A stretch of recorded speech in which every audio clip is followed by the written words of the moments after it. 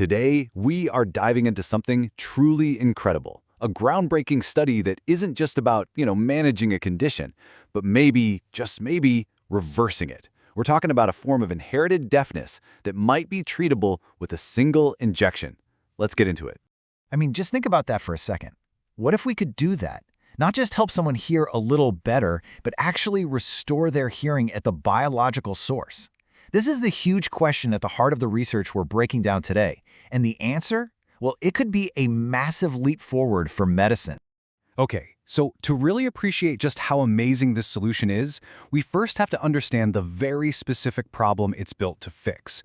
And it all boils down to a tiny, tiny error in our genetic code. Right, so let me introduce you to the OTOF gene. Its job is to create this really crucial protein called otoferlin. Now, you can think of this protein as a messenger, the one that lets the sound-detecting cells in your inner ear talk to your brain. But what happens when that gene is faulty and the messenger never shows up? Well, you get what you see here, a broken signal path. That otoferlin protein is kind of like a translator. Sound waves come in, the hair cells in the inner ear vibrate perfectly. They hear the sound, no problem. But without that translator protein, they have no way of telling the brain what they're hearing. The message just gets lost. And the result is profound deafness. So if the problem is basically one faulty piece of genetic code, the solution is beautifully direct, isn't it? You don't just work around the problem. You go right in and you fix it. And this is where gene therapy becomes the hero of our story. The core idea here is brilliantly simple, really. All you have to do is deliver a correct, working copy of that OTOF gene to the cells that need it. It's almost like sending out a critical software update to fix a bug in the system. Once the update is installed, those cells can finally start producing the protein they've been missing all along. So how exactly do you deliver this genetic update? Well, researchers use this really clever delivery service, a harmless virus called an AAV, which is fantastic at getting into cells. They basically load it up with the working OTOG gene, and through one single, super precise injection into the inner ear, they send it on its mission to restore that vital communication link. Look, an ingenious idea is one thing, but making it actually work in real people, that's a whole other challenge. So let's move on to the clinical trial, where this amazing theory was put to the ultimate test. And let's be clear, this wasn't some small-scale experiment. We're talking about a serious, multi-center study with 10 patients. It was conducted by top-tier researchers and published in one of the most respected journals out there, Nature Medicine. So yeah, this gives the findings some serious weight. Okay, so this is it. This is the moment everything was building towards. All the science, all the prep, all the hopes of the patients and their families, it all came down to one single question. Did this single injection, this one shot, actually restore the ability to hear? Yes. Yes, it did.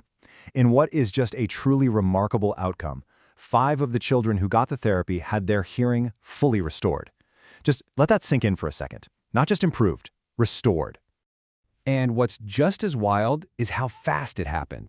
This wasn't some slow, gradual change over years. Most of the patients started regaining their hearing within just 1 month. That software update started working almost right away.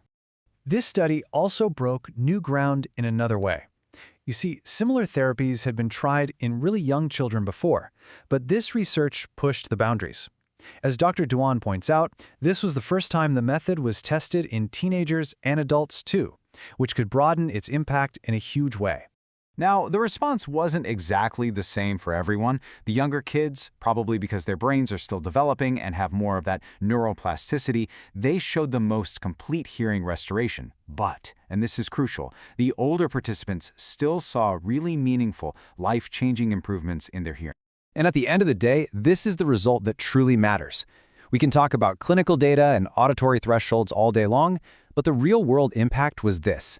Patients could hear well enough to have a normal, everyday conversation. That right there is the definition of success. So what does this all mean for the future?